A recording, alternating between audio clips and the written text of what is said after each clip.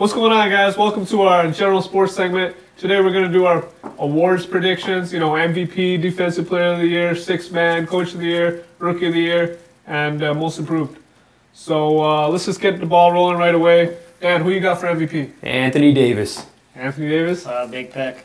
Yeah, he had a big season last year. I think he finished top 5 in MVP voting. Yep. So who you got, Shrey? I got Kevin Durant. I think he's going to bounce back. Okay. I got stirring the pot. I got James Harden. You know what? He had an amazing season last year. And with Ty Lawson there to finally handle the ball, help him out a bit, take some pressure off of him, I think he's in for a big scoring year. Yeah, you can't go wrong with that pick. Harden's already on an elite team. He had an amazing season last year. With the addition of Lawson, he has another ball handler now to work with. So I think definitely it's going to add a new dimension to his game. It's going to be harder for defenses to pick him up. That's right. Yeah, no, definitely he should have his game elevated to another level now with true point guard there. Definitely he's going to have his turnovers reduced, and that was his biggest problem last year. Yeah. So that should help his stat. But I got Anthony Davis. He's the block machine. He's got it all. Rebounds, blocks, free throws, gets to the line, helps his team.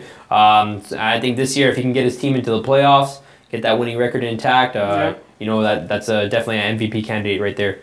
I love your picks, man, but I think Kevin Durant, back from injury, has an improved OKC team. They have some good interior guys now with Kanter there. You have Adams as well. I think Kevin Durant's going to take it to a whole new level. He's worked on his passing. We're going to see. I think. All right, let's see. We'll go over all these awards when they come out at the end of the year, and we'll see who had it right. For sure. So let's go to Defensive Player of the Year. Dan, who you got? Draymond Green. Draymond Green.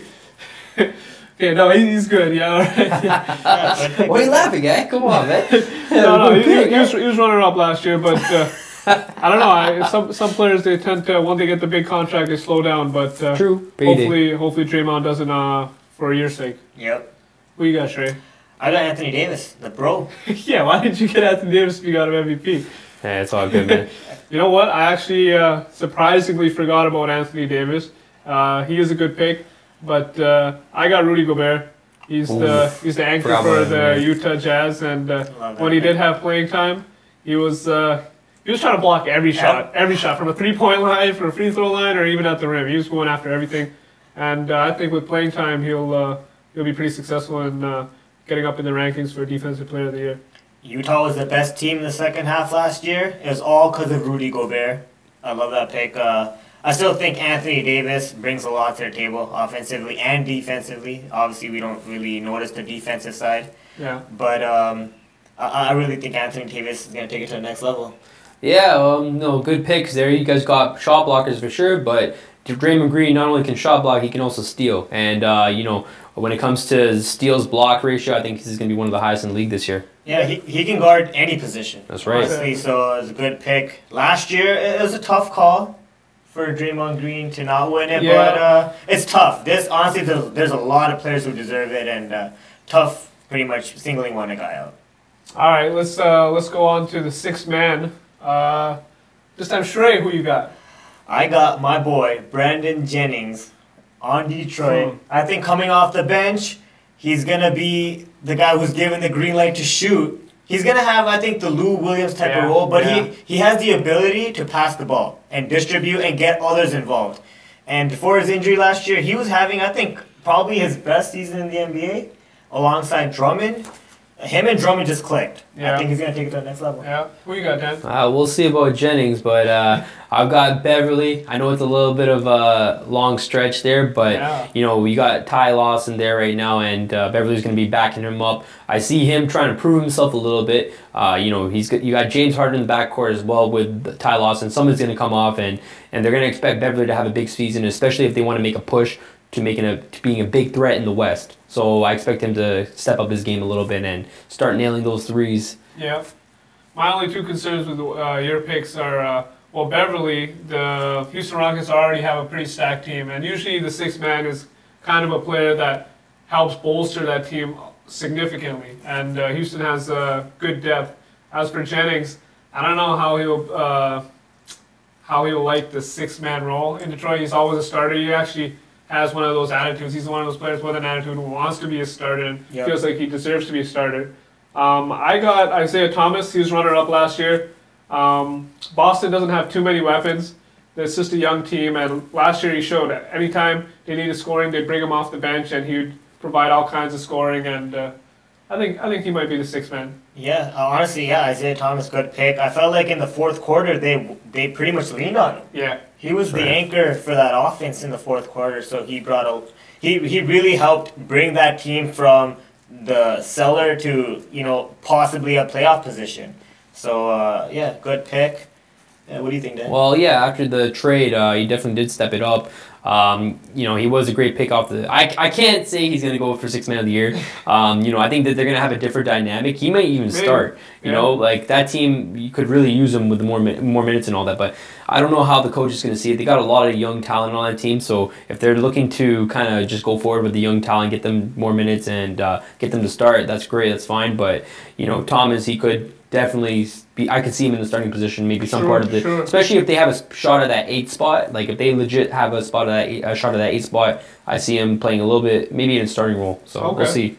All right, let's move on to Coach of the Year. Shrey? I got the new addition to the NBA, Billy Donovan with OKC. I think he has a lot of weapons to play with. Not a lot of coaches can say they come into the league and coach a team with Kevin Durant and Russell Westbrook. Yeah, that's true. Yeah. Not a lot of coaches can say that. And look how they made Brooks look. And Brooks's offensive plays were pretty much isos, and Kevin Durant and Westbrook made him look like a genius at times. I really think Billy Donovan takes that whole team to a whole new level with the additions they had in Canner. Yeah, I think Billy Donovan's my pick. What do you got, Dan? Well, yeah, it should be great for him to work with the weapons he has on that team, but I'm going to go with Popovich. This is his opportunity to, I know it's an obvious pick, but this is his opportunity to get Aldridge into the Spurs formation, get him used to the playing style that they're. It's a little different than Portland. Portland's kind of more shooting type of team, but with the transition and the movement of the ball on the offensive court, I think Aldridge is going to adjust to that. If he can get Aldridge used to that system pretty quick, and San Antonio Spurs continue winning like they usually do, they could be a huge threat with that number of wins going up pretty high. And if they go first overall in the West, I see him winning Coach of the Year. Sure. So you guys kind of got different perspectives here. You got the coach who's inherited the amazing team, and you got the team that's inherited an amazing player. That's right. So I got the best of both worlds here. Although he's not a new coach, I'm going to give it to Jason Kidd with Milwaukee. I think Milwaukee's going to be a good team. He's got young players there, and he's got the new addition of Monroe. I feel like he's just going to take them over the top this year. Last year was like kind of a feeler season with Brandon Knight. Then they got Michael Carter-Williams. So I feel like they can step it up, and he'll be the Coach of the Year. Yeah, I love the Bucks. Their whole team, a lot of depth now with the additions they made. Yeah, I definitely can see Kidd winning that. I don't know about Jason Kidd. He's a player killer, right? The only reason why people are looking up to him is because nobody has that many years in the NBA. When he was with Brooklyn, you saw a lot of heads button because he's kind of at the same level with NBA experience. But he's got a bunch of young kids on that team. They'll listen to him, man. Yeah, they'll listen to him. But if somebody gets hot, has a hot head on them, and coach might put him on the bench and start pissing off some of the guys. But I don't know if he's a good guy in the locker room. He might be a little bit of a good coach, but doesn't matter. I know, but his personality, I don't know if it's there for being coach, right? You can argue he's probably one of the greatest point guards and the NBA has ever seen, really. Yeah. Well, and you know what? Everyone's gonna listen to him. Michael Carter-Williams definitely could take his game to a whole new level if he plays the type of game maybe Kidd played back in the day. So who knows? I think he's gonna have a good influence on everyone. Okay. Yeah. All right, I'm gonna jump on to what do you want to do? Let's do most improved player of the year. Who you got, Shrey? Most improved. I have the Greek freak, Giannis. Giannis Antetokounmpo. Kubo. Yeah. I got it. I got it. That one. It's a mouthful. I just sounded all GA. Yeah, I think last year he surprised a lot of teams last year with his length and his ability to play on both ends. I think he takes it to a whole new level. His play in the EuroLeague honestly really surprised me. He was doing everything on the floor. definitely see him and the Bucks taking that next step. There you go. Yeah, that goes hand in hand with my Coach of the Year award. Who you got, Dan? Hassan Whiteside. I love this guy. He helped me so much in fantasy last year, but he's going to have a first start. He had a little bit of a fallback last year, getting in a little bit of foul trouble. I know he had a couple of tough calls there against him with the fragrance and all that, but I got to say that Whiteside now, he's got the offseason to improve. He's going to get the minutes this year. Him working with Bosch at the same time, his stats could go up quite a bit, especially if they know how to utilize him properly. So I expect him to continue his shot block and get those rebounds and somehow, get to the free throw line. Maybe he improves his free throws a little bit. Who knows, right? But I see him being most improved player for sure.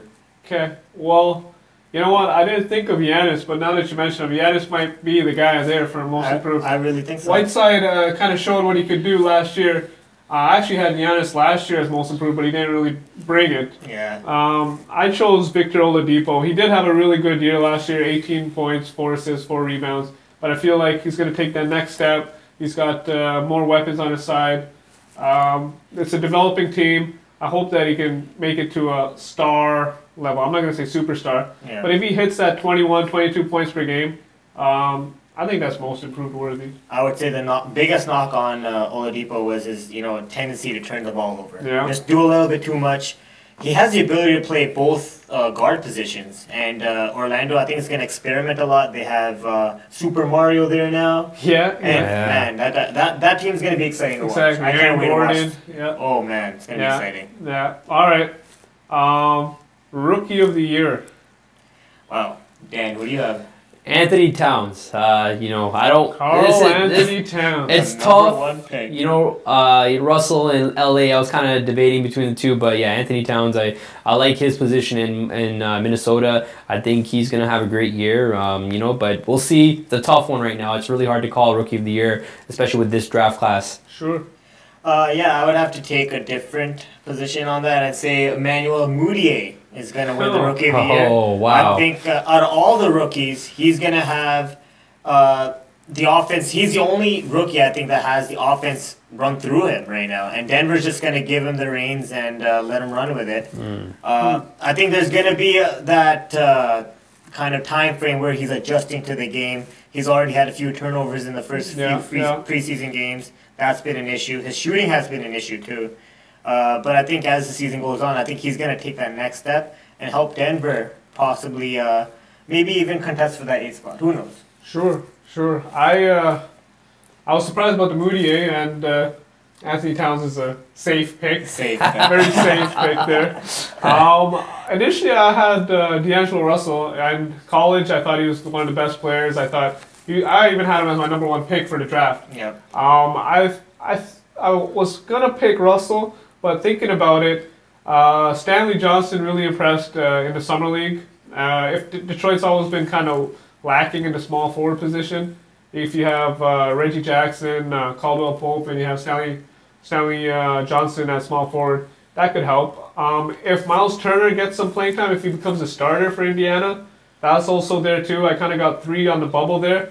I just can't see D'Angelo Russell succeeding to the point where he wins Rookie of the Year with Kobe and Lou Williams and Nick Young Too many and shooters. Jordan Clarkson on the team. Too many mouths to feed. So I'm going to say Stanley Johnson, exactly. We'll see, right? It's a tough position for Johnson to be in Detroit too. Obviously, you have Stan Van Gundy. I think he's trying to take that team to that position where they're challenging for a playoff spot. I think he probably goes with Caldwell Pope to start. I don't know. A lot can change. Caldwell Pope has shown that he can stretch the floor. Yeah. Stanley Johnson's a different type of player. Exactly. Yeah. And I think if anything, Stan Van Gundy might like that kind of play. Sure. Comeback player of the year. I'm not even going to discuss it. Paul George. I have Paul George. Paul George. Unanimous. Yeah, unanimous decision. Unanimous. Didn't even have to ask him. Figured that's the easy way to go. Jabari Parker? No, Jabari Parker. I'm playing. No, he's not. He's not. He had a horrible beginning. That's not bad. I'm kidding. Hey, you know what? Actually, we forgot about him on the Bucks too. Yeah, but they have so much talent. I don't know. We'll see. But I think the obvious choice is Paul George, right? George, yeah. He's gonna kill it. He's already doing 20 points in the first quarter of his first preseason game. Come on, and he's ready. He was pumped last at the end of last season, but you know, this is it. He's a hardworking guy. He takes his practices serious, and I see him having a fantastic year this year. I'm just happy you didn't say Joel Embiid. All right, guys. And on a light note, we'll see you guys next time. Make sure to subscribe and like and comment if you agree, disagree with all these guys. And we'll see you next time at Super Basketball Bros.